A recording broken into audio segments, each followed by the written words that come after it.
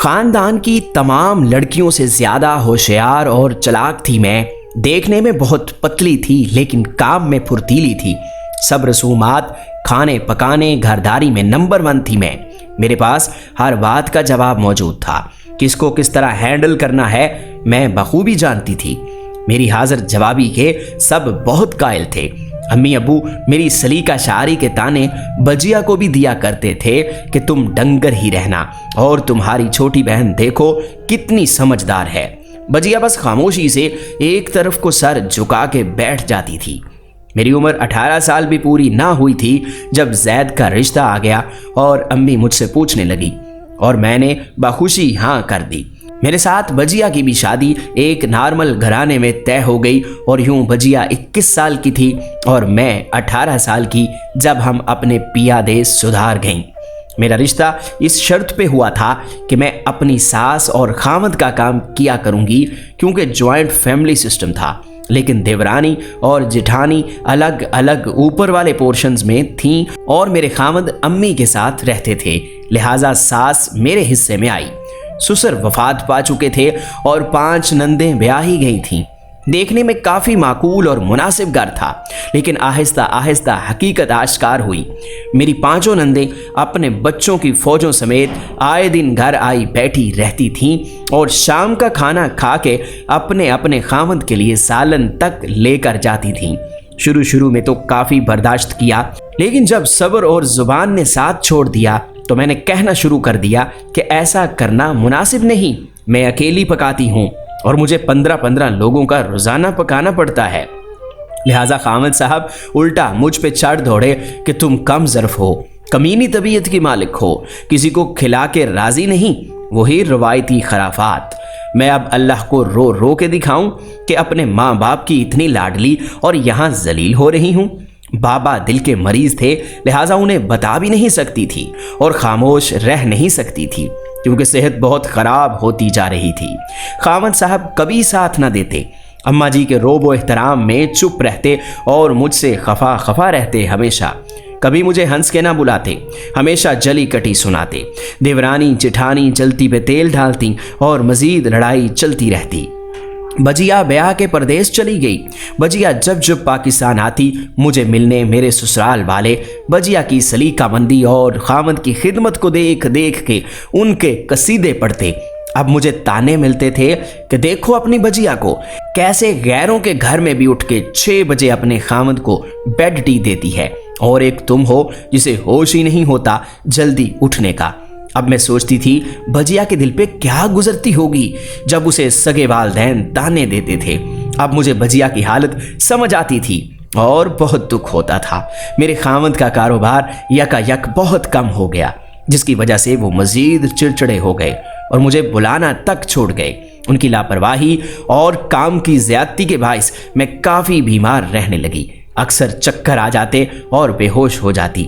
بیماری کی وجہ سے سوکھ کے کانٹا ہو گئی۔ ایک دن حسب معمول میں کچن میں کھانا بنا رہی تھی اور نند کے بچوں کو اسکول تیار کر کے بھیج رہی تھی کہ جب میری امی اچانک میرے گھر ملنے آ گئی۔ میں خوشی سے اماں کے گلے لگ گئی، لیکن اماں نے حیرانگی سے پوچھا، تمہیں اتنا تیز بخار ہے اور تم کچن میں؟ میں بس کچھ بول نہ سکی اور آنکھوں سے آنسو گر گئے۔ اماں نے میرا بازو پکڑا اور میری ساس سے خوب لڑائی کی۔ میری نندیں بھی سنتی رہیں۔ اماں مجھے اپنے ساتھ لاہور لے آئیں اور مجھے فوراً ICU میں داخل کروا دیا گیا۔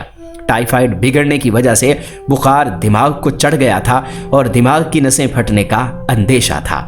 ڈاکٹرز جواب دے چکے تھے۔ سارے گھر میں صف ماتم بچھ گیا۔ بجیا بھی پاکستان آ گئی۔ بجیا روزانہ نفل مان لیتی کہ یا اللہ میری بہن کو بچانا۔ دوسری طرف خامد صاحب نے پلٹ کر کوئی رابطہ نہ کیا کہ میری مرضی کے بنا میری بیگم کو کیسے لے گئے ہیں۔ دن گزرتے گئے، حالات بہتر ہو گئے اور میں ایک بار ہوش میں آ گئی۔ اب میری اماں نے میرے خامد کو فون کیا اور سارا حال احوال بتایا تو وہ الٹا میری امی پہ چڑھ دوڑے کہ ایک تو آپ کی بیٹی کام چور تھی، دوسرا آئے دن بیماری کا بہانہ لگاتے رہتی تھی۔ امی نے بہت کہا لیکن وہ حسب معمول گرجتے برستے رہے۔ اماں اور ابا سر جوڑ کے بیٹھ گئے اور میرے سسرال سے بڑے لوگوں کو بلوایا گیا۔ اور الگ گھر کا مطالبہ کیا گیا جو کہ نامنظور ہو گیا۔ میرے خامد حسب معمول کاروبار کا رونا روتے رہے۔ اماں سخت غصے میں تھیں کہ میری بیٹی مر جاتی تم لوگوں کا کیا جاتا، تم تو نئی بیگم لے آتے اور ہم دوسری بیٹی کہاں سے لاتے۔ میرے خامد نے اپنی چال چلی اور طلاق کی دھمکی دے دی۔ میرے ابا فوراً کھڑے ہو گئے اور کہتے ابھی طلاق دو، فوراً تمہیں بیٹی دی تھی بیچی نہیں۔ میرے خامد لڑتے بولتے واپس چلے گئے۔ اب جیسے ہی میرے خامد اپنے گھر پہنچے تو میری ساس اور نندے کہنے لگیں دفع کرو اس بیمارن کو، نہ کام کی نہ کاج کی، 24 گھنٹے بیمار، تم اسے طلاق دے دو اور ہم تمہارے لیے اس سے بھی اچھی اور خوبصورت بیوی لائیں گے۔ خاوند صاحب خود بتاتے ہیں کہ میرا دماغ یکا یک پھٹنے کو آ گیا کہ یہ سب لوگ چاہتے ہی نہیں کہ میرا گھر بسے، بس ان کو اپنے کام اور خدمتوں کی غرض ہے۔